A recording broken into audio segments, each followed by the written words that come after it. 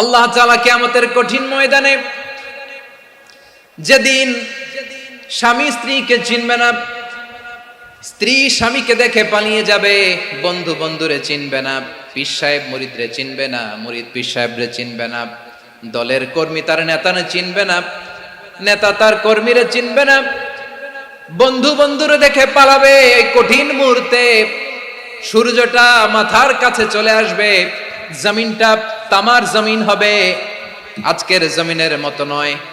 মানুষ ঘর্মাক্ত, ক্লান্ত, শ্রান্ত মাথার মগজগুলো কানের ছিদ্র আর নাকের ছিদ্র দিয়ে বেয়ে বেয়ে পড়বে।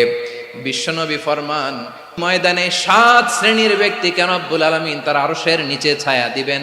তার মধ্যে প্রথম শ্রেণীর ব্যক্তি হলো ইমামুন আদিল। ইমামুন আদিল, ন্যায়পরায়ণ শাসক, যে ইনসাফের সাথে বিচার করে, যে জাস্টিস সমাজে সার্ভ করে, যে সুশাসন নিশ্চিত করে, ওই ইমামুন আদিল। আদিল শব্দটা বুঝছেন না? ইন্নাল্লাহা ইয়া'মুরু বিল আদল, পাইছেন? আদিল। 7 শ্রেণীর ব্যক্তিকে আল্লাহ তাআলা সুশীতল আরশের নিচে ছায়া দিবেন, যেদিন তার দেয়া ছায়া ছাড়া কোনো ছায়া থাকবে না। এর প্রথম হচ্ছে ইমামুন আদিল, ন্যায়পরায়ণ শাসক। চিল্লায় বলেন সুবহানাল্লাহ। আবার বিশ্বনবী বললেন, ইন্নাল মুকসিতিনা ইনদাল্লাহি আলা মানাবিরা মিন নূর আন ইয়ামিনির রহমান। কিয়ামতের দিন যারা ন্যায়পরায়ণ হিসেবে আল্লাহর সামনে দাঁড়াবে, কিয়ামতের দিন রব্বুল আলামিন তার আরশের ডান দিকে ওই ন্যায়পরায়ণ লোকদের জন্য আরশের ডান দিকে একটা নূরের মিম্বারে তাদেরকে বসার সুযোগ করে দিবে।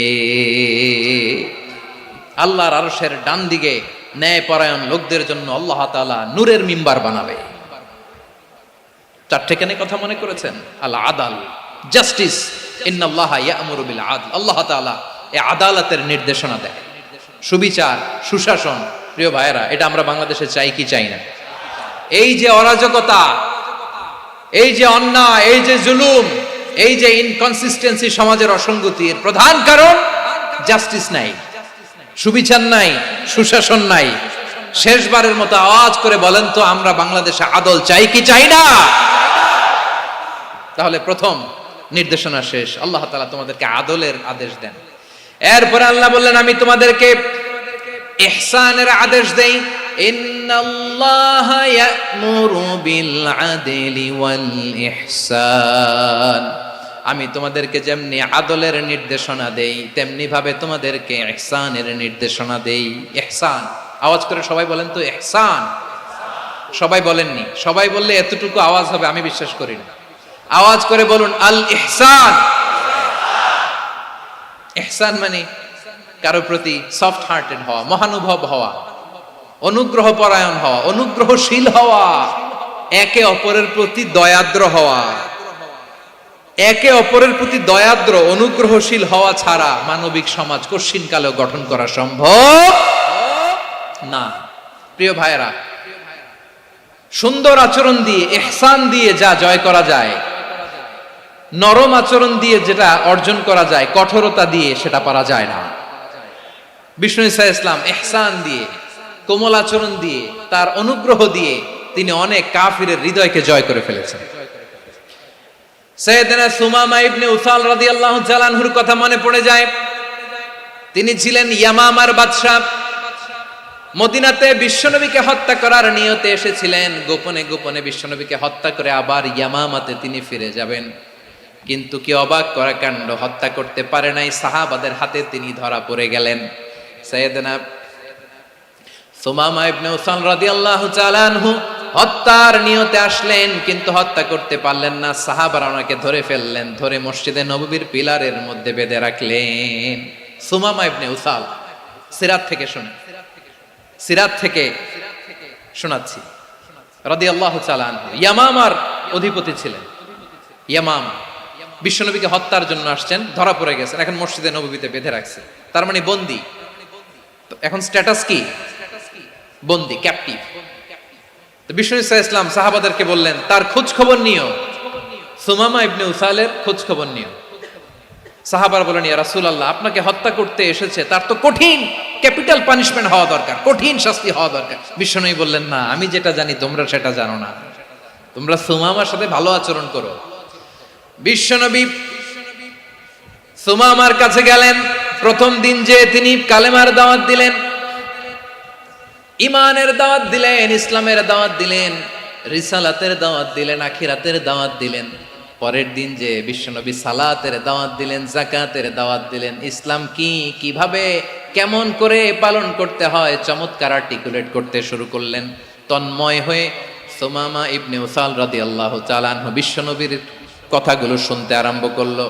একদিন নয়, 2 দিন নয়, টানা 3 দিন বিশ্বনবী সুমামার কাছে ইসলামকে প্রেজেন্ট করেছেন, উপস্থাপন করেছেন। আওয়াজ করে বলেন, কয় দিন? 3 দিন। 3 দিন মসজিদে নববীতে বাধা। আর সাহাবীদেরকে বললেন, তার খোঁজ খবর নিও, তোমরা যে রুটি বানাও এর মধ্যে সবচেয়ে ভালো আটার রুটিটা তারে দিও, সবচেয়ে রিফাইন্ড খেজুর, যেটা পিওর খেজুর, এটা তারে দিও। আর বিশ্বনবী নিজের উট থেকে দুধ দহন করে ওনার বাড়ির এক কর্মচারীকে বলেছেন, দুধ দহন করে সুমামার জন্য নিয়ে যেও। সুবহানাল্লাহ পড়বেন না? সবাই তো অবাক, ইয়ামামা থেকে আসছে নবীকে হত্যা করতে, বিশ্বনবী দেখে তারে জামাই আদর করে, তাকে মজার মজার খাবার দিও, দুধ দিও, আদর আপ্যায়ন করো। একদিন নয়, 2 দিন নয়, টানা 3 দিন বিশ্বনবী এভাবে সুমামার কাছে যেয়ে ইসলামকে প্রেজেন্ট করতে আরম্ভ করলেন, ইসলামকে উপস্থাপন করতে শুরু করলেন। আর তাকে চমৎকার এন্টারটেইনমেন্ট, আপ্যায়ন দিতে আরম্ভ করলেন। টানা 3 দিন যখন ইসলামের দ্য বিউটিজ অফ ইসলাম, ইসলামের সুমহান বাণী, সৌন্দর্য তার কাছে উপস্থাপন শেষ, তাকে আপ্যায়ন শেষ, বিশ্বনবী বললেন সাহাবাদেরকে, যাও এবার সুমামার হাতের পায়ের রশি দুটো খুলে দাও। সাহাবারা বললেন, ইয়া রাসূলুল্লাহ, কি বলেন আপনি? ও তো হত্যাকারী, সুযোগ পায় নাই, আপনারে মারতে পারে নাই, ছেড়ে দিলে আবার ও আপনার উপর তলোয়ার নিয়ে ঝাঁপিয়ে পড়বে। নবী, এই সিদ্ধান্ত আপনি নিতে যাবেন না। বিশ্বনবী বললেন, যেটা বলেছি সেটা করো, সুমামার রশিগুলো ছেড়ে দাও, সুমামার হাতে পায়ের রশিগুলো যে তোমরা খুলে দাও। সাহাবারা তর্ক জুড়ে দিলেন, লা ইয়া রাসূলুল্লাহ, এমনটা করবেন না, তো ভয়ঙ্কর, ভয়ঙ্কর খুনি, কি জানি কি হয়ে যায়। বিশ্বনবী বললেন, না, তার হাতে পায়ের রশিগুলো খুলে দাও। সাহাবারা বিশ্বনবীর কথা মতো তার হাতে পায়ের রশিগুলো খুলে দিল। সুমামা মুহূর্তের মধ্যে মসজিদে নববী থেকে বের হয়ে ইয়ামামায় ফিরে না যে মসজিদে নববীর পাশে একটা খেজুর বাগান ছিল, সেখানে চলে গেলেন। সেখানে একটা ছোট্ট কুয়া ছিল, কুয়ার পানি দিয়ে তিনি গোসল করলেন। সুবহানাল্লাহ পড়েন। কুয়ার পানি দিয়ে গোসল করে মসজিদে নববীর সামনে এসে বিশ্বনবী এবং সাহাবাদের সামনে দাঁড়িয়ে সাব্বাবা উঁচু করে বললেন, আশহাদু আল্লা ইলাহা ইল্লাল্লাহ ওয়া আশহাদু আন্না মুহাম্মাদান আবদুহু ওয়া রাসূলুহু। আল্লাহু আকবার। আমি সাক্ষ্য দিচ্ছি আল্লাহ ছাড়া কোনো ইলাহ নাই, আর মুহাম্মদ আল্লাহ তাআলার প্রেরিত বান্দা এবং রাসূল। প্রিয় ভাইয়েরা, ইহসান দিয়ে যা জয় করা যায়, কঠোরতা দিয়ে সেটা কঠিনকালেও জয় করা যায় না। আওয়াজ করে বলেন, ঠিক কি না?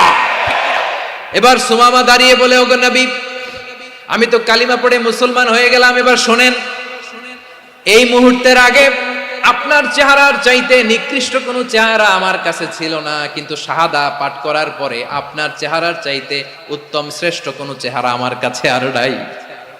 ও নবী, আজকের দিনের আগে ইসলাম ধর্মের চেয়ে নিকৃষ্ট অপছন্দনীয় কোনো ধর্ম আমার কাছে ছিল না, কিন্তু এই মুহূর্ত থেকে ইসলামের চেয়ে সেরা শ্রেষ্ঠ পছন্দনীয় কোনো ধর্ম আমার কাছে নাই। নবী গো, আজকের দিনের আগে মদিনার চাইতে অপছন্দনীয় নিকৃষ্ট কোনো শহর আমার কাছে ছিল না, কিন্তু এই মুহূর্তের পর থেকে মদিনার চাইতে কোনো শ্রেষ্ঠ শহর আমার জানা নাই। সে ছিল গমের বড় ডিলার, গম বেচত। কি বেচত? তার গম কিনে মক্কার লোকেরা রুটি খাইতো। সে ঘোষণা দিল, আজকে থেকে মক্কাবাসীদের জন্য সব গম আমি হারাম করে দিলাম, মক্কাবাসী এখন না খেয়ে মরে। সুবহানাল্লাহ পড়বেন না?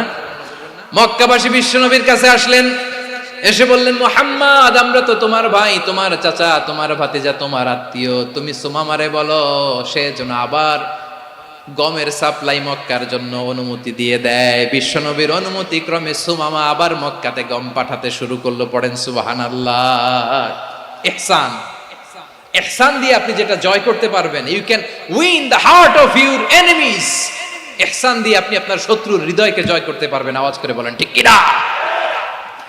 এজন্য আল্লাহ বললেন, ওয়া আনফিকু ফি সাবিলিল্লাহি ওয়ালা তুলকু বিআইদিকুম ইলাত তাহলুকা ওয়া আহসিনু ইন্নাল্লাহা ইউহিব্বুল মুহসিনিন। তোমরা আল্লাহর রাস্তায় দান করবে আর নিজেরা নিজেদেরকে ধ্বংসের হাতে ঠেলে দিও না। তোমরা একে অপরের প্রতি ইহসান করবে, কারণ ইহসানকারীদেরকে আল্লাহ বড্ড ভালোবাসেন। সুবহানাল্লাহ পড়েন। আবার সূরা রহমানে আল্লাহ বললেন, হাল জাযাউল ইহসানি ইল্লাল ইহসান ফাবিআইয়ি আলা, সবাই পড়েন, ফাবিআইয়ি আলাই রাব্বিকুমা তুকাযযিবান।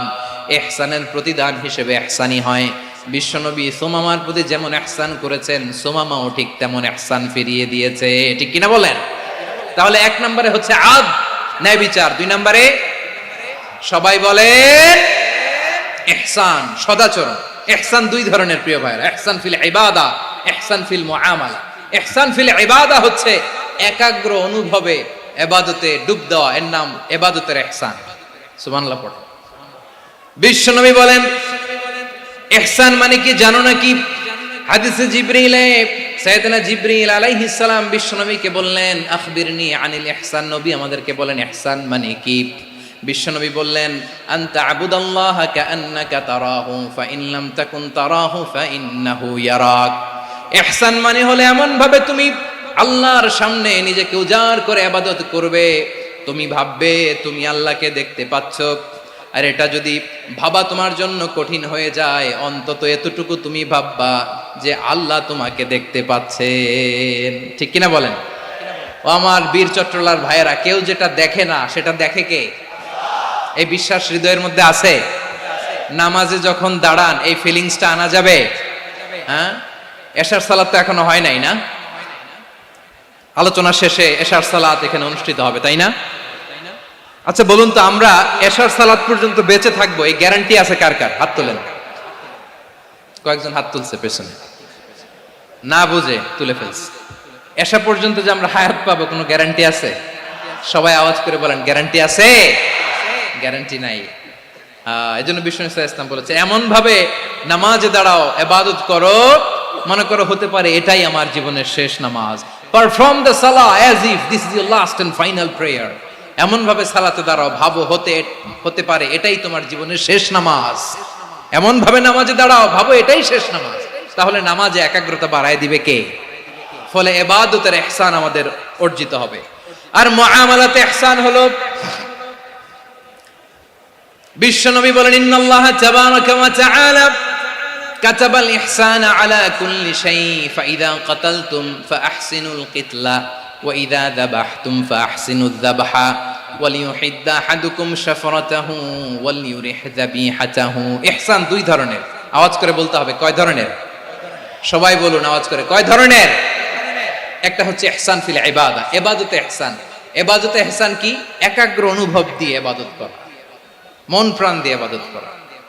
আর মুআমালাতে ইহসান কি? সব কাজে, দৈনন্দিন কাজে, কর্মে, সামাজিক অ্যাক্টিভিটিতে কোমলতা প্রদর্শন করা, অনুগ্রহের সাথে সবকিছু করা। আল্লাহ তাআলা ইন্নাল্লাহা তাবারাকা ওয়া তাআলা কাতাবাল ইহসানা আলা কুল্লি শাই, তিনি সব কিছুর ব্যাপারে ইহসানকে আবশ্যক করেছেন। সবকিছু, মুমিনের সব কাজে ইহসানের পরশ থাকবে। ওয়া ইযা কাতালতুম ফাহসিনুল কিতলা, বিষ্ণুই বলেন তুমি যখন কাউকে হত্যা করো ইহসানের সাথে করো। সুবহানাল্লাহ পড়বেন না? যখন হত্যা করো তখনও ইহসানের সাথে। আচ্ছা হত্যা করবো আবার ইহসান আসবে করতে করে, তো মেরেই ফেলবো আমি। আল্লাহ, ও ভাই একজন খুন করেছে, খুনি, রাষ্ট্রীয় আইনে তার শাস্তি হয়েছে ডেথ পেনাল্টি, মৃত্যুদণ্ড। এখন মৃত্যুদণ্ড দেখে আপনি যেমনে মন চায় তেমনে মারবেন লোকটারে? ওর নাক কেটে ফেলতে পারবেন? ওর কান কাটতে পারবেন? ওর চোখ উপড়ে ফেলতে পারবেন আপনি? যেমন মন চায় তার অঙ্গহানি করা যাবে না। ইহসানের সাথে তাকে হত্যা করো। সুবহানাল্লাহ, this is Islam, this is the true essence of Islam. ওয়া ইযা যাবাহতুম ফাহসিনুয যাবহা, যখন জবাই করবে তখনও ইহসানের সাথে জবাই করো। করব জবাই, ওইখানেও নাকি ইহসান। আচ্ছা কুরবানির দিন আমরা পশুগুলোরে কি করি বলেন সবাই আওয়াজ করে? জবাই। জবাই মানে তো এটার মেরেই ফেলতেছি, একটু পরে তো টুকরো টুকরো করে গোশতগুলো খাবো, এটার তো খাবো। এটা তো মেরেই ফেলবে। বিষ্ণু বলে না, জবের মধ্যেও মুমিনের জবের ভেতরেও ইহসানের পরশ থাকা চাই। যখন জবাই করবে প্রাণীটাকে হাত পা টাইট করে বেঁধে নাও, ছুরিটাকে শার্পেন করে নাও, ধারালো করে নাও, যাতে অল্প সময়ে জবাইটা হয়ে যায়, প্রাণীটা যাতে কম কষ্ট পায়। সুবহানাল্লাহ পড়ে। দিস ইজ কল্ড ইহসান।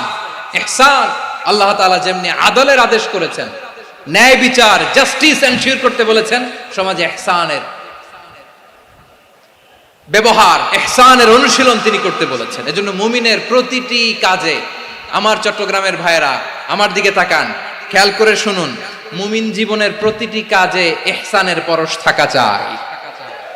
আমরা যেন আমাদের পরিবারের প্রতি ইহসান করি, আমরা যেন আমাদের কর্মচারীদের প্রতি ইহসান করি, আমরা যেন আমাদের কলিগদের প্রতি ইহসান করি, আমরা যেন আমাদের ভাইদের প্রতি ইহসান করি।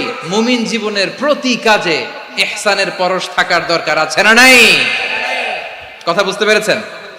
তাহলে আল্লাহ তাআলার তিনটা আদেশ ছিল, কয়টা গেল? ভুলে গেছে, ভুলে গেছে চট্টগ্রাম। তিনটা আদেশের মধ্যে কয়টা বললাম? প্রথমে কি ছিল? আদল। 2 নম্বরে, 3 নম্বরে রব্বুল আলামিন বললেন ওয়া ইতাইদিল কুরবা, নিকটাত্মীয়দেরকে দান করো, নিকট আত্মীয়দেরকে দাও, যারা তোমাদের ব্লাড কানেকশনের আত্মীয় তাদেরকে তোমরা দাও। এখানে জেনারেলি বললেন দাও, কি দিব সেটা তিনি এখানে বলেন নাই, সেটা তিনি সূরাতুল ইসরার মধ্যে বলেছেন। আল্লাহ বলেন ওয়া আতিযাল কুরবা হাক্কাহ, নিকট আত্মীয়দেরকে তাদের অধিকার, তাদের প্রাপ্য তোমরা বুঝিয়ে দাও। দেখেন, একটা শান্তির সমাজ, একটা সমৃদ্ধ সমাজ, একটা মানবিক সমাজ গঠনের জন্য আল্লাহ তাআলা বেশি না, মাত্র 3টা অর্ডার, 3টা ভার্ডিক্ট তিনি জারি করেছেন। 1 নাম্বার সুশাসন, ন্যায় বিচার। 2 নাম্বার ইহসান। 3 নাম্বার নিকটাত্মীয়, যারা কাছের, তোমার ভেরি ক্লোজ রিলেশনশিপে আছে, তাদেরকে দাও। দাও, দিলে বাড়িয়ে দেয় কে? অনেকে দিতে চায় না, কৃপণতা করে। দিলে বাড়ায় দেয় কে? ও মিয়া, মদিনার মধ্যে সবচাইতে গরিব সাহাবী ছিল বেলাল রাদিয়াল্লাহু তাআলা আনহু। ওনার এন্টায়ার অ্যাসেট, সম্পদের পরিমাণ কতদূর জানেন? একটা লুঙ্গি। বেলাল রাদিয়াল্লাহু তাআলা আনহু, ওনার টোটাল ওয়েলথের এস্টিমেশন হচ্ছে মাত্র একটা লুঙ্গি। একটা লুঙ্গি, টোটাল ওয়েলথ এস্টিমেশন, টোটাল সম্পদের পরিমাণ বেলাল রাদিয়াল্লাহু তাআলা আনহুর কি ছিল? কথা বোঝে নাই বোধহয়। কি ছিল? ওই বেলাল রাদিয়াল্লাহু তাআলা আনহুকে বিষ্ণু ইসলাম বলেছেন আনফিক ইয়া বেলাল, ও বেলাল তুমিও দাও।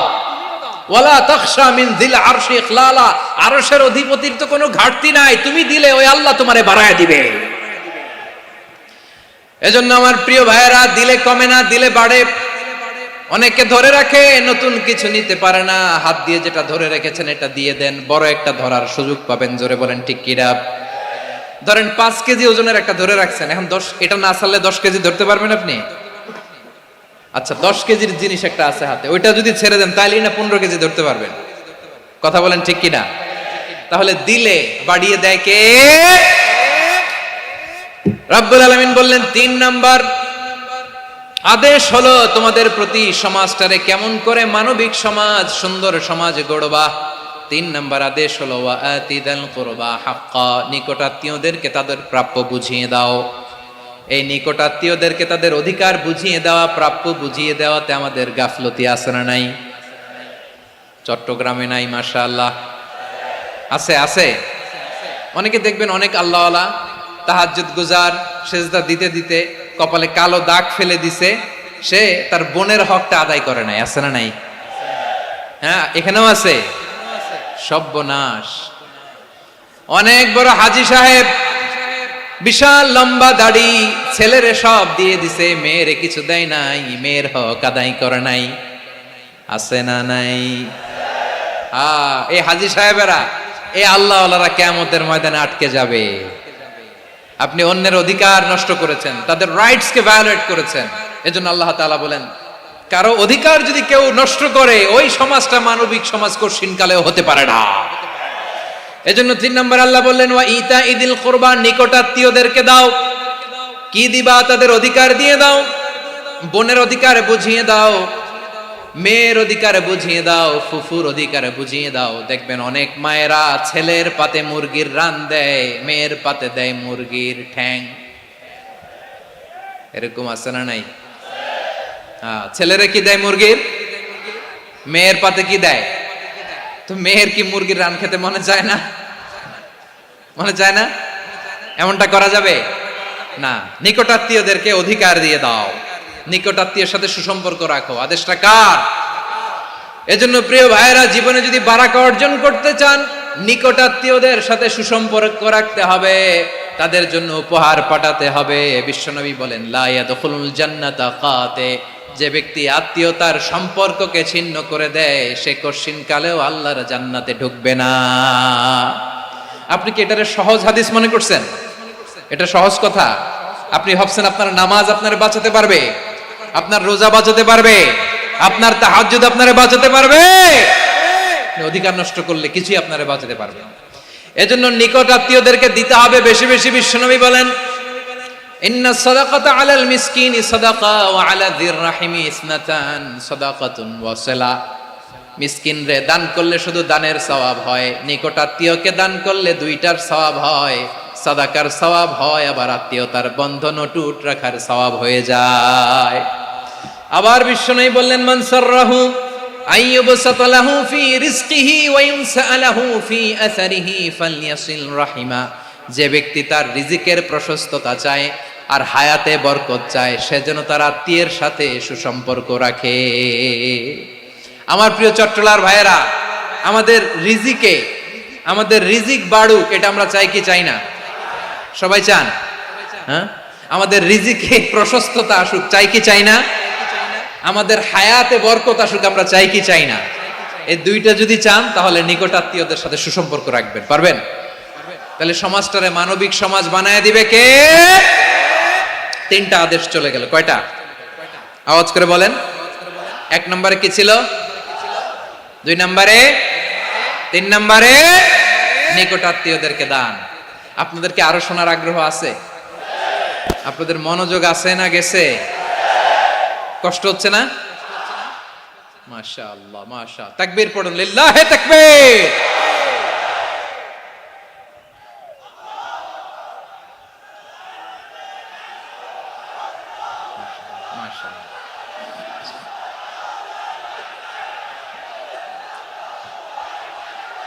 আমার প্রিয় ভাইয়েরা, আল্লাহ তাআলা তিনটা জিনিসের যেমনি আদেশ করেছেন, অনুরূপ ভাবে তিনটা বিষয় তিনি বারণ করেছেন, নিষেধ করেছেন। ওগুলোর কাছেও যাওয়া যাবে। শুনবেন। রাব্বুল আলামিন বলেন, ওয়ায়ানহা আনিল ফাহশাই ওয়াল মুনকারি ওয়াল বাগি। আমি যেমনি তিনটি বিষয়ে আদেশ করলাম, অনুরূপভাবে তিনটি বিষয়ে বারণ করলাম, নিষেধ করলাম। আমার 1 নাম্বার নিষেধাজ্ঞা হলো অশ্লীলতার প্রতি। ফাহশা, ওয়ায়ানহা আনিল ফাহশা। আল্লাহ তাআলা অশ্লীলতাকে নিষেধ করেছেন। কোন জিনিসকে? সবাই বলুন, কোন জিনিসকে? যত ধরনের, যত টাইপের, যত ক্যাটাগরির অশ্লীলতা হতে পারে, সব অশ্লীলতাকে হারাম করেছেন কে? ফাহশা মানে কি? কথায়, কাজে, আচরণে, কমেন্ট, ফেসবুকের কমেন্টসে যত ধরনের নোংরামো আছে, যত ধরনের অশ্লীলতা আছে, এটাকে আরবিতে বলে ফাহশা। এটাকে কি বলে? রাব্বুল আলামিন বলেন, কুল ইন্নামা হারামা রাব্বিয়াল ফাওয়াহিশা মা যাহারা মিনহা ওয়া মা বাতান। ও নবী, আপনি বলে দেন, আমার রব প্রকাশ্য, অপ্রকাশ্য, স্পষ্ট কিংবা অস্পষ্ট, দৃশ্যমান কিংবা অদৃশ্যমান সব অশ্লীলতাকে হারাম করেছেন। সব ধরনের অশ্লীলতা হারাম, সব ধরনের। আল্লাহ তাআলা আমাদেরকে অশ্লীলতা থেকে বাঁচান, অশ্লীলতা থেকে তিনি আমাদেরকে হেফাজত করুক। পড়েন আমিন। এবার বলেন, আমাদের সমাজে অশ্লীলতা আছে না নাই? চট্টগ্রামে নাই? আমি কই নাই, ওনারা বলে আছে। দেখছেন, আমি সামহাও বাঁচায় দেওয়ার ট্রাই করতেছি, ওনারা বলে আছে। অশ্লীলতা নানা ভাবে, নানা নামে, নানা মোড়কে আমাদের সমাজে আছে না নাই? সংস্কৃতির নামে, ফ্যাশনের নামে, বিনোদনের নামে, উপন্যাসের নামে, কনসার্টের নামে অশ্লীলতা আছে না নাই? আপনি দেখেছেন কনসার্টগুলোর অবস্থা? এই যে আতিফ আসলাম যে আসছে আমাদের দেশে, তারপর কে কে আসছে, আমাদের তরুণ তরুণীরা, আমাদের যুবক যুবতীরা, আমাদের জেনজিরা, কি অবস্থা ওইখানে? হ্যাঁ, কি অবস্থা? কে বাঁচাবে ওদের? কে রক্ষা করবে ওদের ইমানের, ওদের চরিত্রের হেফাজতের গ্যারান্টি কে দিবে? কনসার্টের নামে অশ্লীলতা আছে না নাই?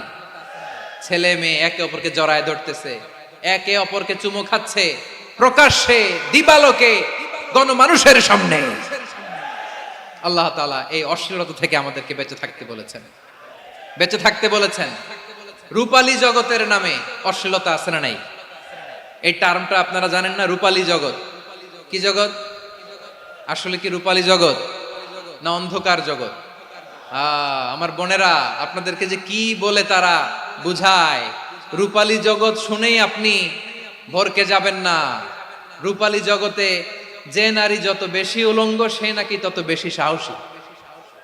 জানেন, বলে এটা একটা সাহসী নারী, খুব সাহসী পদক্ষেপ তার।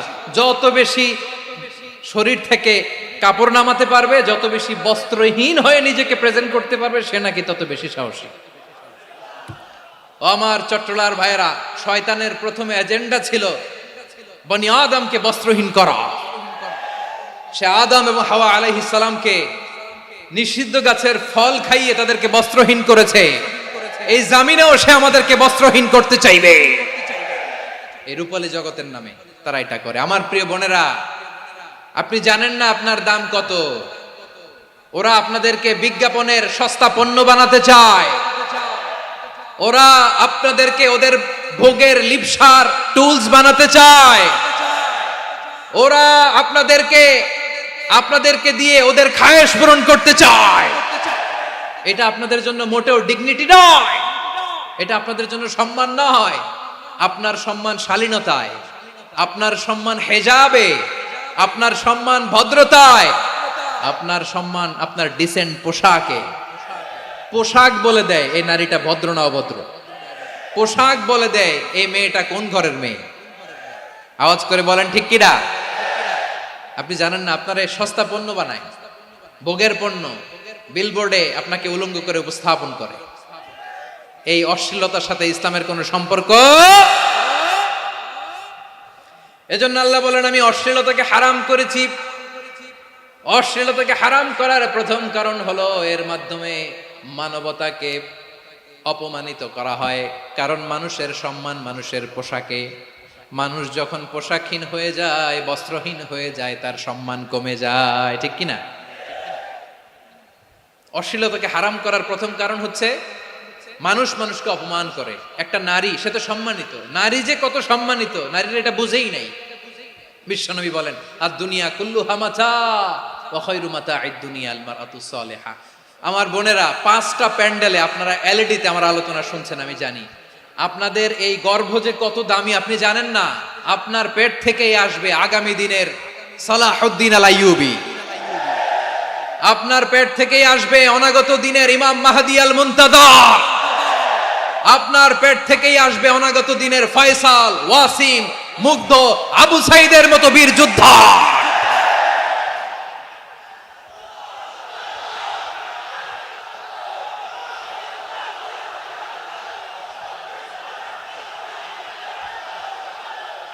আমার প্রিয় বোনেরা, আমার প্রিয় বোনেরা, বিশ্বনবীর কথার ওজন খেয়াল করেন। আর দুনিয়া কুল্লুহা মাতা ওয়া খায়রু মাতা'আদ দুনিয়াল মারআতুস সালিহা। দুনিয়ার সবকিছুই অ্যাসেট, এর মধ্যে সবচেয়ে দামি অ্যাসেট নেককার নারী। আপনার গর্ভ যে কত দামি আপনি জানেন না। নিজের সময়টাকে কাজে লাগান, কোরআন পড়েন, সুন্নাহ পড়েন। আপনার অনেক দায়িত্ব ঘরে। You are the MD of your family. একটা family it's a very big institution. পরিবার একটা অনেক বড় প্রতিষ্ঠান। and you are the MD of your institution. আপনি এই পরিবারের MD, managing director of your family. এখানে আপনার কত দায়িত্ব। আপনি ছেলে মেয়েদেরকে তারবিয়া করবেন, আপনি আপনার স্বামীর জন্য ঘরটার জান্নাতের নীর বানাবেন, আপনার জন্য জান্নাতের ডুপ্লেক্স বাড়ি ওইখানে তৈরি করে রাখবে কে? আপনি যে কত দামি আপনি জানেন না। নারীদেরকে আল্লাহ বানিয়েছেন উচ্চতর করে, নিম্নতর নয়। নারীদেরকে ছোট্ট জিনিস দিলে এটারে বড় করে দেয়। নারীদেরকে ভ্রূণ দিলে, শুক্রাণু দিলে নারী এটারে বাচ্চা বাচ্চা হিসেবে উপহার দেয়, ঠিক কিনা? বিয়ের মাধ্যমে স্বামী যখন তার শুক্রাণু তার স্ত্রীকে উপহার দেয়, স্ত্রী রিটার্নে কি উপহার দেয়? ফুল ফর্ম বেবি, মানব সন্তান। দেখছেন, আপনি দিলেন একটু, কুনি দিছে বিশাল। আপনি যদি নারীকে বাজার এনে দেন, নারী এটাকে সুস্বাদু খাবারে রূপান্তর করে দেয়। আপনি তাকে একটা মুচকি হাসি দিয়ে দেন, সে তার কলিজা দিয়ে দেয়। কিন্তু যদি আপনি তার মনে কষ্ট দেন, সে আপনার জীবনকে জাহান্নাম বানায়া দেয়।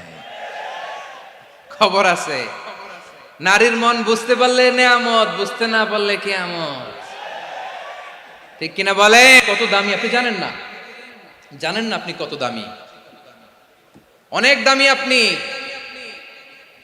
আপনাদেরকে যেন ভোগের সস্তা পণ্য বানাতে না পারে, আপনাদেরকে সচেতন থাকতে হবে, সজাগ থাকতে হবে, কনসার্ন থাকতে হবে। শয়তানের ওই হাতছানির দিকে আর নজর দেওয়া যাবে না।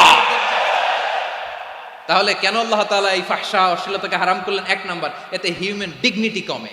দুই নাম্বার, এতে মানুষের অধিকার নষ্ট হয়। আপনি বিয়ে করেছেন, এরে পরকিয়া করেন, ওর সাথে এরকম আছে না নাই? স্ত্রীর অধিকার নষ্ট করেছেন। আপনি বিবাহ সম্পর্কে আবদ্ধ হয়েছেন তার সাথে, আপনি পরকিয়া করেন ওই ছেলের সাথে, আপনি আপনার হাজবেন্ডের সাথে বিট্রে করেছেন। এজন্য আল্লাহ অশ্লীলতাকে হারাম করেছে। অশ্লীলতাকে হারাম করার আরেকটা কারণ হচ্ছে আল্লাহ তাআলা এই হিউম্যান জেনারেশনকে এটাকে প্রিজার্ভ করতে চায়। হিফজুন নাসল, এটা মাকাসিদুশ শরিয়ার অনেক গুরুত্বপূর্ণ একটা মাকাসিদ, অনেক গুরুত্বপূর্ণ। আপনার নাসল, আপনার জেনারেশনকে সংরক্ষণ করা। এই যে আসতেছে ফেব্রুয়ারি, কত ফেব্রুয়ারি জানো? এটা কি বিশ্ব ভালোবাসা দিবস? হ্যাঁ, কি দিবস?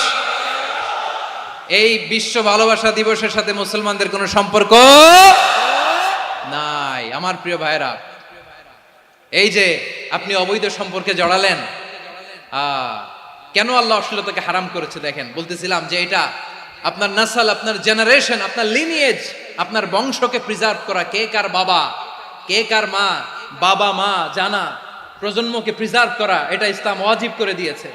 এই যে অবৈধ সম্পর্কের কারণে, বিশ্ব বেহায়া দিবসের কারণে, এগুলোর আউটকাম, আউটপুট হিসেবে মাঝে মাঝে ঢাকা মেডিকেলের ডাস্টবিনে নবজাতকের বাচ্চার কান্নার আওয়াজ শুনতে পাওয়া যায়। চট্টগ্রাম মেডিকেলের ডাস্টবিনে নবজাতকের কান্না শুনতে পাওয়া যায়। বীর চট্টলার মুসলমানেরা বুঝতে পারলে আওয়াজ করে বলেন, এই যে চট্টগ্রাম মেডিকেলে যে নবজাতকটা পাওয়া গেল, ওর বাবাকে আমাকে বলেন, ওর বাবাকে, ওর মাকে, ও কোন ফ্যামিলির সন্তান কেউ জানে? আপনি হিউম্যান ডিগনিটিকে অপমান করেছেন না? আপনি তার ভবিষ্যৎকে অন্ধকার করেছেন না? আপনি তার লিনিয়েজকে প্রশ্নবিদ্ধ করে দিয়েছেন না? এই জন্য আল্লাহ তাআলা অশ্লীলতাকে আমাদের জন্য হারাম করে দিয়েছেন। পড়েন সুবহানাল্লাহ। এই জন্য রাব্বুল আলামিন বলেন, কুল ইন্নামা হারামা রাব্বিয়াল ফাওয়াহিশা মা যাহারা মিনহা ওয়া মা বাতান। প্রকাশ্য অপ্রকাশ্য সব অশ্লীলতাকে হারাম ঘোষণা করে দিয়েছে কে? আবার দুনিয়ার বুকে যারা অশ্লীলতার প্রসার করে তাদের জন্য শাস্তি মজুদ রেখেছে কে?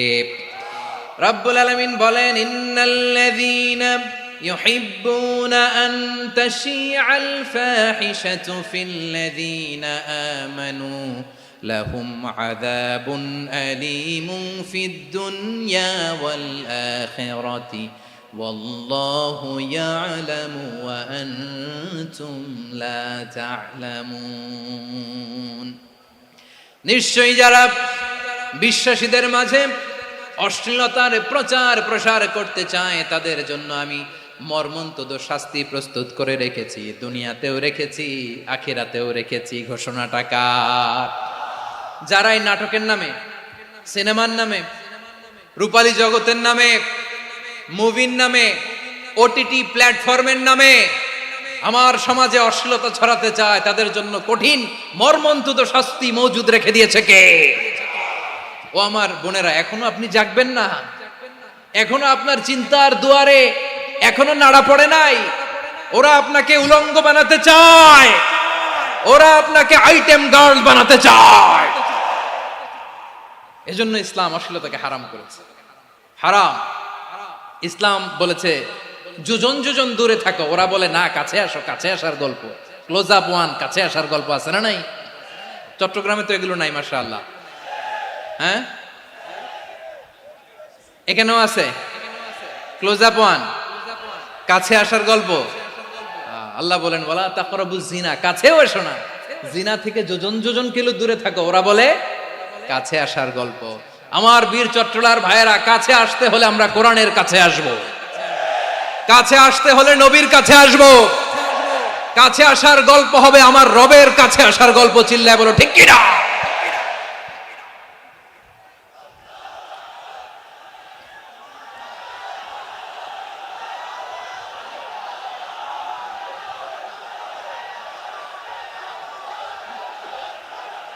বসুন বসুন আমার ভাইয়েরা। তাহলে অশ্লীলতার সাথে আমাদের কোনো সম্পর্ক? সবাই বলতে পারেননি, আওয়াজ করে বলুন, অশ্লীলতার সাথে আমাদের কোনো সম্পর্ক? আমরা এই সমস্ত ক্লোজ আপ ওয়ান, কাছে আসার গল্পের প্রোগ্রামে যাব? আমরা কোন ধরনের অশ্লীল কন্টেন্ট সোশ্যাল মিডিয়ায়, টিভিতে দেখব? কি যুগ যে আমরা কাটাচ্ছি আপনি কল্পনা করতে পারবেন না। পর্ন ইন্ডাস্ট্রি, নারী পুরুষের বস্ত্রহীন যুগল দৃশ্য, এটাকে দিয়ে ওরা কোটি ডলারের ইন্ডাস্ট্রি বানিয়েছে। পুরো মানব ইতিহাসে এরকম জঘন্য সময় মানব ইতিহাস পার করে নাই। পর্ন এটা ইন্ডাস্ট্রি হয়ে গেছে। আমাদের এই যুবকগুলো, জেনজিগুলো, ওদের চরিত্র বাঁচাবে কি করে? কেমন করে হেফাজত করবে ওদের এই মূল্যবান চরিত্র? আমার প্রিয় ভাইরা, এই অশ্লীলতার দ্য লেটেস্ট ভার্সন হচ্ছে LGBTQ, শরীফ থেকে শরীফা। শুনছেন আপনারা? দেখতে পুরুষ, আসলেই পুরুষ, সুস্থ একজন পুরুষ, 4 সন্তানের বাবা, বলে আমি মনে মনে নারী। দেখতে নারী, সুস্থ নারী, আসলেই সে দিব্যি একজন নারী, বলে আমি মনে মনে পুরুষ। সবচেয়ে ভয়ঙ্কর অশ্লীলতার সবচাইতে লেটেস্ট ভার্সন হচ্ছে এই ট্রান্সজেন্ডারিজম। সুস্থ পুরুষ তার বায়োলজিক্যাল গ্রোথকে হরমোন দিয়ে স্টপ করে দিয়ে সে সার্জারি করে নারী হতে চায়, সুস্থ নারী পুরুষ হতে চায়। পুরুষ পুরুষের প্রতি সেক্সুয়ালি আকর্ষণ বোধ করে, এটা লূত আলাইহিস সালামের কওমের মধ্যে ছিল। এটাকেও আল্লাহ কোরআনে ফাহিশা বলেছেন। ওয়ালুতান ইয ক্বালা লিকাওমিহি আতাতুনাল ফাহিশাতা মা সাবাকাকুম বিহা মিন আহাদিম মিনাল আলামিন। লূত আলাইহিস সালাম বললেন, তোমরা কি এমন এক অশ্লীল কার্যক্রমে ডুব দিলে নাকি যেটা গোটা বিশ্বের কেউ কখনো করে নাই, তোমরাই প্রথম করেছো? পড়েন নাউযুবিল্লাহ। এই পশ্চিমের এই রোগ আমার দেশে যেন আসতে না পারে, আমাদের সজাগ থাকতে হবে। প্রিয় ভাইরা, চিল্লায় বলেন ঠিক কিনা? পশ্চিমের অবস্থা ভয়ঙ্কর। পাশ্চাত্যে, আমি যুক্তরাষ্ট্রে ছিলাম অনেকদিন, কয়েক মাস, বিভিন্ন স্টেটে ঘুরেছি। গার্ডিয়ানরা উদ্বিগ্ন, ছেলে মেয়েদেরকে, ছোট্ট ছেলে মেয়ে, ওদেরকে জিজ্ঞেস করে, তুমি how do you feel right now inside yourself? তুমি ভিতরে ভিতরে কেমন ফিল করো? তোমার কি ছেলে ছেলে লাগে না মেয়ে মেয়ে লাগে? আচ্ছা বলেন, এই ছোট্ট বাচ্চাটাও কি এগুলো জেন্ডার অ্যাসাইনমেন্ট বলতে এগুলো কিছু বুঝে? এইভাবে মিসগাইড করা হচ্ছে। কৌতূহল বশত ছোট্ট ছেলে যদি বলে আমার তো মেয়ে মেয়ে লাগে, তখন বলে যে না তুমি মেয়ে, ছেলে না। মা বাবা বাধা দিলে ওকে আলাদা গভর্নমেন্ট হাউসে নিয়ে যাবে। ভয়ঙ্করতম অবস্থা। আমরা একটা সময়ে শুনতাম যে হুজুর আমার ছেলেটা খুব ভালো, হাফেজে কোরআন, আল্লাহওয়ালা। হুজুর আমার ছেলে দাড়ি রাখছে, আল্লাহওয়ালা। হুজুর আমার ছেলে 5 ওয়াক্ত সালাত জামাতের সাথে পড়ে, তার মানে আল্লাহওয়ালা। পশ্চিমে যে আমি কি শুনছি জানেন? ওরা বলে হুজুর আমার ছেলেটা ইউনিভার্সিটির একটা মেয়ের সাথে প্রেম করে, ও খুব আল্লাহওয়ালা, হুজুর দোয়া করবেন। এর কারণ ওদের কাছে আল্লাহওয়ালার ক্রাইটেরিয়া হচ্ছে হুজুর আমার ছেলেটা আরেক ছেলের পছন্দ করে নাই, আমার মেয়েটা আরেক মেয়েকে ভালোবাসে নাই, এজন্য আমার ছেলেটা আল্লাহওয়ালা, হুজুর ওর জন্য একটু দোয়া করে দিয়েন। কি চ্যালেঞ্জ ওরা ফেস করতেছে। ওনার ছেলে যে আরেক ছেলেরে বিয়ে করবে না, এটাতেই উনি খুশি যে আলহামদুলিল্লাহ আমার ছেলেটা একটা মেয়েরে ভালোবাসে, আমার মেয়েটা একটা ছেলেরে ভালোবাসে, মানে এটা খুব আল্লাহওয়ালা। নাউজুবিল্লাহ পড়তে পারলেন না? এজন্য অশ্লীলতার সাথে আমাদের কোন সম্পর্ক। রব্বুল আলামিন বলেন ওয়ায়ানহা আনিল ফাহশাই ওয়াল মুনকারি ওয়াল বাগি তিনটা জিনিসকে আমি নিষিদ্ধ করলাম। এক নাম্বার হলো ফাহশা, অশ্লীলতা। দুই নাম্বারে হলো মুনকার, সমস্ত মন্দ কাজ। আপনাদের মনোযোগ আছে না? শেষ করে দিব? আর 2-1 মিনিট শুনবেন? আচ্ছা বলি তাহলে, আর 2-1 মিনিট।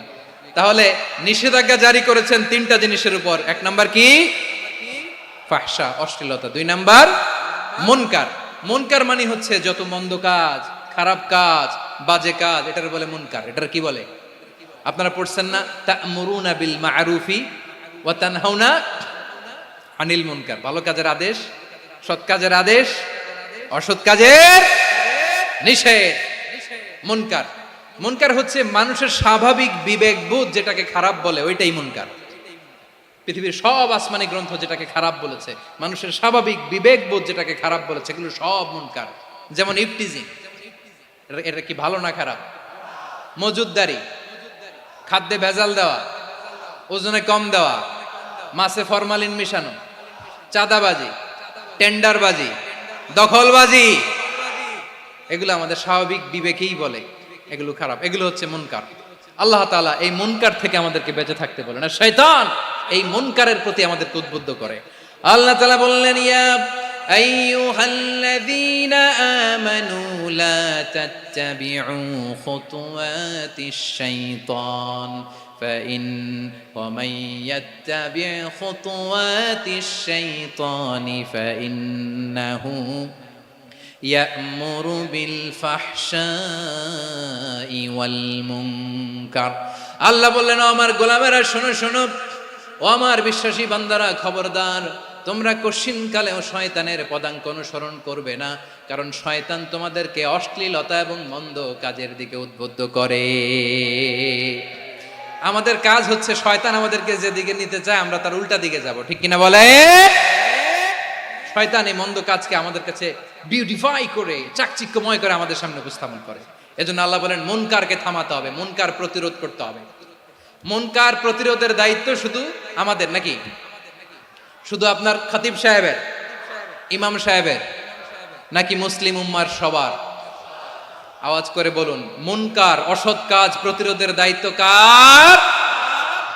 রাব্বুল আলামিন বলেন, কুনতুম খায়রা উম্মাতিন উখরিজাত লিন-নাসি তা'মুরুনা বিল মা'রুফি ওয়া তানহাউনা আনিল মুনকার।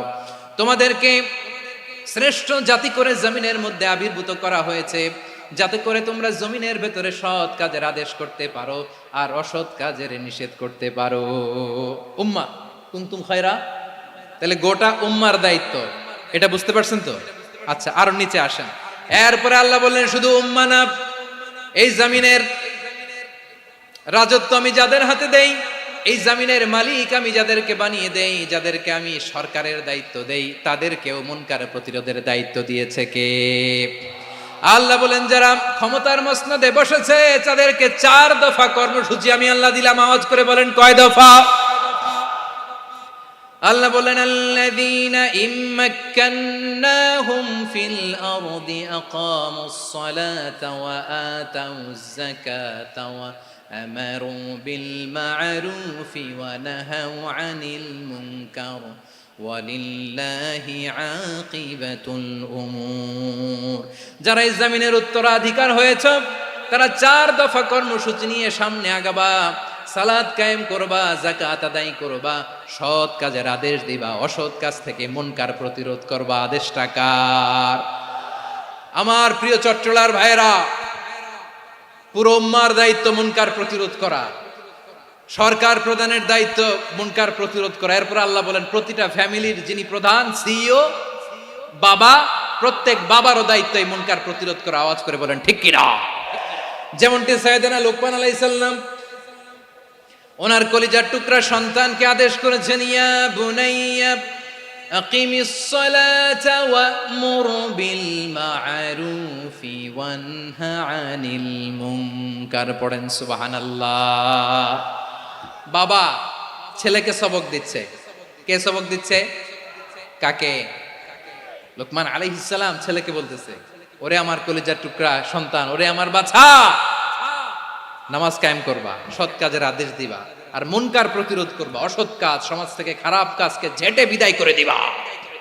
তাহলে দেখেন আমি স্টেপ বাই স্টেপ নামলাম।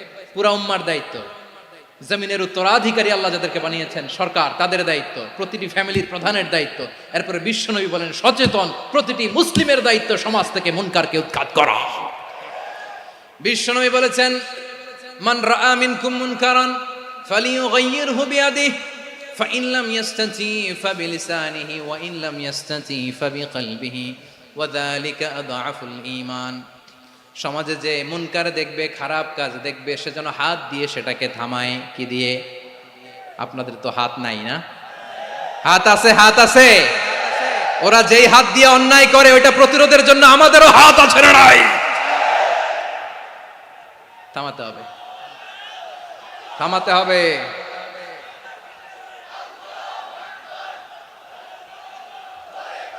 বসুন আমার প্রিয় ভাইয়েরা, ওরা ওদের যে হাত দিয়ে টেন্ডারবাজি করে, চাঁদাবাজি করে, ইফটিজিং করে, দখলবাজি করে, যে হাত দিয়ে, ওই মুনকার থামায় দেওয়ার জন্য আল্লাহর দেয়া আমাদেরও দুটি হাত আছে না নাই? আমাদেরও হাত আছে। থামাইতে হবে, থামাইতে হবে, হিম্মত করতে হবে। আমার প্রিয় ভাইয়েরা, না থামালে আমরাই ডুববো শেষমেশ। আমাদের বাঁচার জন্য হলেও থামাইতে হবে।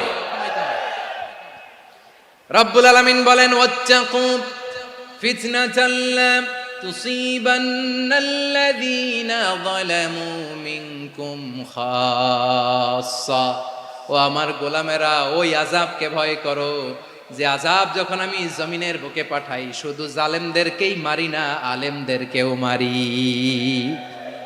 আযাব যখন আসে তখন শুধু জালিমই মরে না, আলেমও মরে। জানেন মুসা আলাইহিস সালামের পায়ে একবার একটা লাল পোকা কামড় দিয়েছে, লাল পিঁপড়া। লাল পিঁপড়া কামড় দিলে খুব আরাম লাগে না? কি লাগে? হ্যাঁ, জ্বলে না? লাল একটা পিঁপড়া কামড় দিছে, তো উনি রেগে মেগে পাশি দেখে লাল পিঁপড়ার বাসা, পা দিয়ে ডলে মুছে সবগুলো পিঁপড়া মেরে ফেলছে। এই ঘটনাটা আল্লাহ ঘটিয়েছেন। এজন্য মুসা আলাইহিস সালাম ছিলেন কালিমুল্লাহ, সরাসরি আল্লাহর সাথে কথা বলতেন। তিনি আল্লাহকে জিজ্ঞেস করেছিলেন, আল্লাহ তুমি যখন কোনো জনপদে আযাব পাঠাও, শাস্তি দাও, ওখানকার শুধু জালেমরাই তো মরে না, ভালো মানুষগুলাও মরে, তো আযাব দিবা মুশরিকদের উপর দিবা, অবাধ্যদের উপর দিবা, ভালো মানুষগুলারে মারো কেন? আল্লাহ বললেন, মুসা তোমার যে কামড় দিছিল পায়ের মধ্যে পিঁপড়া, কয়টা পিঁপড়া? জোরে বলেন। একটা পিঁপড়া, তো সবগুলারে মারলা কেন? রেগে মেগে পুরো পিঁপড়ার বাসা ভেঙে ম্যাসাকার করলা কেন? এই মুসা, আমি যখন অ্যাকশনে যাই, আমি যখন শাস্তি দেই, তখন এত বাস বিচার করা হয় না, বাস বিচার করা যায় না। যখন অ্যাকশনে যাওয়া হয় ওইটা ডাইরেক্ট অ্যাকশন হয়ে যায়। চিল্লায় বলো ঠিক কি না? এজন্য আমাদের বাঁচার জন্য হলেও এই পাপ থামাতে হবে, এই শয়তানের অট্টহাসি থামাতে হবে, অন্যায় অপরাধ সমাজ থেকে আমাদের থামাতে হবে। কারণ আযাব আসলে ওরাও মরবে, আমরাও মরব। একটা জাহাজ 2 তলা, আপনি আছেন 2য় তলায়। শুনতেছেন? শুনতেছেন? জাহাজ কয় তলা? আপনি কোন তলায়? 2য় তলায়। নিচের তলার কিছু লোক জাহাজের তলা ছিদ্র করতে আরম্ভ করছে। কি ছিদ্র করতেছে? আচ্ছা, জাহাজের তলা ছিদ্র করলে তলা দিয়ে কি ঢুকে? এখন আপনি যদি বলেন আমার কি, আমি তো 2 তলায়, আমার কি, আমি তো সেফ, আমি তো সেফ জোন, আমি তো ভালো আছি, আমি তো ভালো আছি, ওরা ছিদ্র করে ওরা মরবে। আসলে কি শুধু ওরা মরবে, নাকি তলা ফুটো হলে ভিতরে পানি ঢুকলে আপনারও শরীর সমাধি হবে? তলা দিয়ে যখন পানি ঢুকবে, জাহাজ ঢুকলে আপনিও মরবেন। এজন্য নিজে মরার আগে ওই পাগলগুলোর নিচতলায় যে থামাতে হবে। চিল্লায় বলেন ঠিক কি না? এজন্য আল্লাহ বললেন মুনকার প্রতিরোধের দায়িত্ব সমাজের টপ টু বটম সবার। পুরো উম্মার দায়িত্ব, সরকার প্রধানের দায়িত্ব, প্রতিটি ফ্যামিলির প্রধান বাবার দায়িত্ব। বিশ্বনবী বললেন প্রতিটি সচেতন মুসলিমের দায়িত্ব। এজন্য মুনকার প্রতিরোধ করার দরকার আছে না নাই? সমাজে এই যে ইফটিজিং হয়, আপনার বোনের বয়সী একটা মেয়েকে কিছু বখাটে টিটকারি করে, এই বলে সেই বলে, নোংরা কথা বলে, রাস্তায় দেখেও আপনি পাশ দিয়ে না দেখার মতো চলে যান কেন? আপনি দাঁড়ান না কেন? আপনি দাঁড়ালেই তো থেমে যাবে, কারণ সত্যের যে শক্তি তার সামনে মিথ্যা মুখ থুবড়ে পড়ে। আপনার সামনেও কিছুই না, নাথিং। আপনি দাঁড়ান, ওকে প্রশ্ন করেন যে আমার বোনকে তুমি ডিস্টার্ব করো কেন? আপনাকে দেখে আরো 5 জন দাঁড়াবে, 5 জনকে দেখে আরো 10 জন দাঁড়াবে। আমাদের নীরবতা আর আমাদের নিশ্চুপ থাকাই জালিমদেরকে আরো শক্তিশালী জালিম বানিয়েছে। এজন্য মুনকার প্রতিরোধের দায়িত্ব আমাদের সবার। টেন্ডারবাজি, চাঁদাবাজি, দুর্নীতি, অপরাধ, দখলদারিত্ব, মজুদদারি, এগুলো সব কিছু একসাথে প্রতিরোধ করতে হবে, ঠিক কিনা বলেন? একটা মানবিক সমাজ যদি চাই, প্রতিরোধ করতে হবে। প্রিয় ভাইয়েরা, আল্লাহর শপথ নিয়ে বলি, এই নাসিহাতগুলো সবার জন্য, সব দলের জন্য, সব মতের মানুষের জন্য। আমরা কোনো দলের প্রতি মানুষকে ডাকি না, আমরা ডাকি ইসলামের দিকে। সব দলের, সব মতের, সব মানুষদেরকে আমরা আহ্বান জানাই, আসুন আমরা একটা সুন্দর সমাজ বিনির্মাণ করি। এই যে নতুন বাংলাদেশের এক সুযোগ এসেছে, আর জীবনে হয়তো আসবে না, সামনের 100 বছর এই সময় আসবে না। আসুন দেশটাকে আমরা সাজাই, আসুন আমরা দুর্নীতি বন্ধ করি, আসুন আমরা চাঁদাবাজি বন্ধ করি, আসুন আমরা দখলদারিত্ব বন্ধ করি, আসুন আমরা এক দল আরেক দলকে নিশ্চিহ্ন করার যে রাজনীতি, এটা বন্ধ করি। সব দলের প্রতি আমার আহ্বান। আমি কিছুদিন আগে একটা নিউজ দেখলাম, ওই যে লন্ডনে বসে জনাব তারেক রহমান সাহেবকে আমি ধন্যবাদ দিতে চাই। উনি সংবাদ শোনা মাত্রই ওনার দলের অনেক চাঁদাবাজকে উনি বহিষ্কার করেছে। I do appreciate. প্রতিটি দলের এরকম ইনিশিয়েটিভ নেওয়ার দরকার আছে না নাই? যে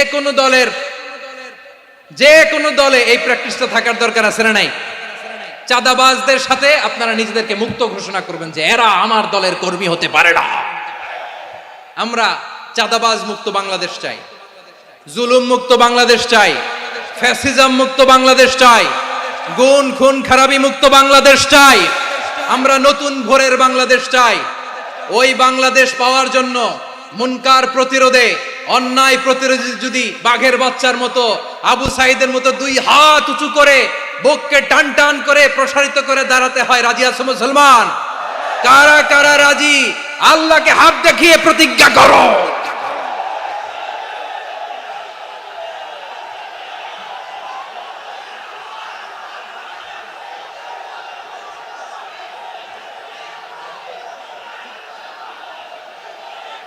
আমার প্রিয় ভাইয়েরা, বসুন বসুন আমার ভাইয়েরা। রাব্বুল আলামিন বলেন, ওয়ায়ানহা আনিল ফাহশাই ওয়াল মুনকারি ওয়াল বাগি ইয়াইদুকুম লাআল্লাকুম তাযাক্কারুন। বসুন। আল্লাহ বললেন, আমি অশ্লীলতাকে নিষেধ করি, আমি সব ধরনের মন্দ কাজকে নিষিদ্ধ করি, সব শেষে আমি সীমা লঙ্ঘনকে তোমাদের জন্য নিষিদ্ধ করি। আলোচনা মনে আছে তো, না ভুলে গেছেন? নিষিদ্ধ করেছেন কয়টা জিনিস? 1 নম্বরে অশ্লীলতা, 2 নম্বরে মুনকার তথা সব মন্দ কাজ, 3 নম্বরে আল বাগি, সীমা লঙ্ঘন, ক্রসিং দ্য লিমিট। সীমা লঙ্ঘন করা ভালো না। We all should know our limits. চিল্লায় বলেন ঠিক কিনা?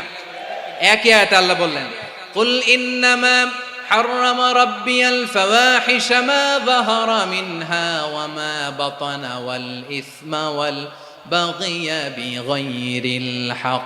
অন্যায় ভাবে যে অবাধ্য হয়, যে সীমা লঙ্ঘন করে, তাদেরকেও আমি এটা হারাম করে দিলাম। সীমা লঙ্ঘন করা হারাম, সীমা লঙ্ঘন করা হারাম। আল্লাহ বারবার আমাদেরকে ওয়ার্নিং দেয়। যখন আমরা থামি না তখন আল্লাহ ধরে, আর যখন ধরে তখন ছাড়ে না। ধরে না, ধরলে আল্লাহ। ফেরাউনকে কিন্তু হুট করে ধরে নাই, আপনারা জানেন 9 বার ওয়ার্নিং দিয়েছে। ফেরাউনকে আল্লাহ তাআলা ওয়ার্নিং দিয়েছিল কয়বার? বীর চট্টলার বীর সেনানীরা আওয়াজ করে বলেন, ফেরাউনকে ধরার আগে ওয়ার্নিং দেওয়া হয়েছিল কয়টা? রাব্বুল আলামিন বলেন, ওয়ালাকাদ আতাইনা মূসা 9 আয়াতিন বাইয়িনাত। 9টা মুআজিজা দেখিয়েছি। 1 2 3 বারবার এইভাবে রিমাইন্ডার, ওইভাবে রিমাইন্ডার, এইভাবে নসিহাত, ওইভাবে দাওয়া।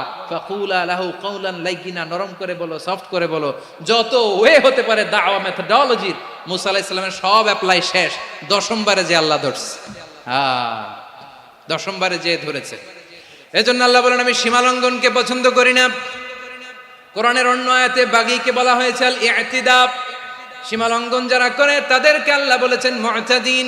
وقاتلوا في سبيل الله الذين يقاتلونكم ولا تعتدوا إن الله لا يحب المعتدين। আমি সীমা লঙ্ঘনকারীদেরকে কোশ্চিনকালেও পছন্দ করি না।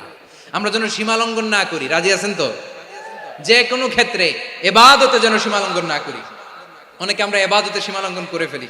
বিশ্বনবী সাল্লাল্লাহু আলাইহি ওয়াসাল্লাম যেটা শিখিয়েছেন এর বাইরে যে অতিরিক্ত বুজুর্গ হতে চায় এরকম আছে না নাই? করা যাবে না, কোনো ক্ষেত্রেই সীমা লঙ্ঘন করা যাবে, এমনকি যুদ্ধ ক্ষেত্রেও না। বিশ্বনবী সাল্লাল্লাহু আলাইহি ওয়াসাল্লাম বলেন খবরদার যুদ্ধ ক্ষেত্রেও সীমা লঙ্ঘন করো না। কি সুন্দর ইসলাম আমরা পেয়েছি। বিশ্বনবী বলেন খবরদার যুদ্ধের ময়দানে কোনো নারীর গায়ে হাত তোলো না, কোনো শিশুর গায়ে হাত তোলো না, কোনো গবাদি পশু হত্যা করো না, কোনো শস্য ক্ষেত্র ধ্বংস করো না, ইবাদতরত অন্য ধর্মের কোনো সন্ন্যাসীর গায়ে হাত তোলো না। বলেন সুবহানাল্লাহ। তাহলে আমরা সীমা লঙ্ঘন করতে পারবো? প্রিয় ভাইরা, একটা সুখী সমৃদ্ধ শান্তির সমাজ, মানবিক সমাজ যদি আমরা গঠন করতে চাই, আমাদের আল্লাহর দেয়া কয়টা আদেশ মানতে হবে বলেন দেখি? সবাই বলেন কয়টা? আর বেঁচে থাকতে হবে কয়টা জিনিস থেকে? আওয়াজ করে বলেন কয়টা? আচ্ছা, আদেশ নাম্বার 1 কি ছিল বলেন? আল্লাহর আদেশ কি? 1 নাম্বার আদাল, ন্যায়পরায়ণতা। আমরা সুবিচার, সুশাসন, ন্যায় বিচার চাই কি চাই না? 2 নম্বরে কি ছিল? মাশাআল্লাহ, আওয়াজ করে বলেন 2 নম্বরে কি ছিল? ইহসান। আমরা যেন সবার প্রতি দয়া পরবশ হই, ইহসান করি। 3 নম্বরে কি ছিল? নিকটাত্মীয়দের দান করা, তাদের অধিকার প্রাপ্য বুঝিয়ে দেওয়া। পাশাপাশি 3টা জিনিস থেকে আল্লাহ বারণ করেছেন, নিষেধ করেছেন। তার প্রথমটা ফাহশা, অশ্লীলতা। অশ্লীলতার সাথে আমাদের কোনো সম্পর্ক। আজকের এই ঐতিহাসিক চট্টগ্রামের প্যারেড ময়দান থেকে আমরা যত ধরনের মা তাহারা মিনহা মা বাতান, প্রকাশ্য অপ্রকাশ্য, দৃশ্যমান অদৃশ্যমান, সব অশ্লীলতা থেকে নিজেদেরকে মুক্ত ঘোষণা করলাম। অশ্লীলতাকে আমরা না বলে দিলাম। আওয়াজ করে সবাই বলুন নো। অশ্লীলতার সাথে আমাদের কোনো সম্পর্ক। 2 নম্বর নিষেধাজ্ঞা কি ছিল? আল মুনকার, সমাজের যত মন্দ কাজ এগুলোকে আমরা প্রতিরোধ করব। রাজি আছেন তো সবাই? 3 নম্বরে আল বাগি, সীমালঙ্ঘন। কোন মুসলিম সীমালঙ্ঘন করে না, এমনকি যুদ্ধ ক্ষেত্রেও না। আওয়াজ করে বলেন ঠিক কি না? রব্বুল আলামিন শেষে বললেন ইয়াইদুকুম লাআল্লাকুম তাযাক্কারুন। আল্লাহ তোমাদেরকে উপদেশ দেন যাতে তোমরা শিক্ষা গ্রহণ করো। আমরা উপদেশ দিব, আমরা জোর করে কাউরে কিছু মানাতে চাই না। লা ইকরাহা ফিদ্দিন ওয়া যাক্কির ফাইন্না যিকরা তানফাউল মুমিনিন। উপদেশ দিলে এটা মুমিনদের কাজে দেয়। লাস্তা আলাইহিম বিমুসাইতির ইন্নামা আনতা মুযাক্কির। নবী হে, আপনি রিমাইন্ডার দাতা, আপনি উপদেশ দিবেন। আমরাও বিশ্বনবীর এই হাদিসগুলো থেকে, কোরআনের আয়াত থেকে রিমাইন্ডার, এই কথামালা, বাণী বাহক হিসেবে এই বাণীগুলো আপনাদের সাথে কাছে পৌঁছে দিলাম। আমরা আল্লাহ তাআলার কাছে প্রার্থনা করি, আল্লাহ আমরা যেন আদল দিয়ে আমাদের সমাজকে গঠন করতে পারি। আল্লাহ আমরা যেন ইহসান করতে পারি, আমরা যেন নিকটাত্মীয়দের দান করতে পারি। আল্লাহ যত ধরনের অশ্লীলতা, অনাচার, মন্দ কাজ, সীমালঙ্ঘন, অবাধ্যতা থেকে যেন আমরা বেঁচে থাকতে পারি। আল্লাহ তাআলা আমাদের সবাইকে কথাগুলো বোঝার ও আমল করার তৌফিক দান করুক। হাযা মা ইনদি ওয়াল ইলমু ইনদাল্লাহ আলাইহি তাওয়াক্কালতু ওয়া ইলাইহি উনীব। প্রিয় ভাইরা, আমি আপনাদের সবার জন্য দোয়া করি, আপনারাও আমার জন্য দোয়া রাখবেন। আমাদের পাশেই আছেন আমাদের সকলের শ্রদ্ধাভাজন, আমাদের মুরব্বী আওলাদে রাসূল আনোয়ার হোসেন তাহের জাবির আল মাদানী হাফিজাহুল্লাহ ওয়া রাআ। সবাই বসুন। উঠবেন না? কেউ উঠবেন না? উঠলেন কেন? উঠলেন কেন? প্যারেড ময়দানের প্রোগ্রাম তো এরকম হইতে পারবে না। বসুন, এটা আল্লামা সাঈদীর স্মৃতি বিজড়িত মাহফিল। বসুন, বসুন। এই মাহফিলের আদব আছে। বসুন, বসুন। সুশৃঙ্খল ভাবে আমরা আখির মোনাজাতে অংশগ্রহণ করব।